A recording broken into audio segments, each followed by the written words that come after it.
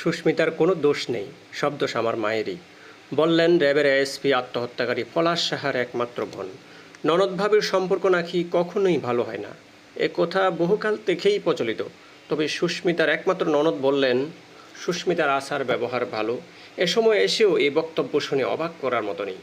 সুস্মিতার ননদ জানান সুস্মিতার তার সাথে কখনোই খারাপ ব্যবহার করেননি, ঝগড়া হয়নি তাদের মাঝে।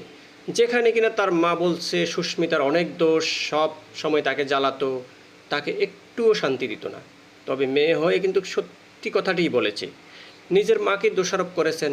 তিনি জানান তার মাও সাধু নন, 2 বছরের বউ শাশুড়ির মধ্যে কী হয়েছে তা জানতেন না। সবচেয়ে অবাক করার বিষয়, সুস্মিতাকে প্রথমে দেখেছিলেন তার ননদ, দেখেই তার খুব পছন্দ হয়ে যায়।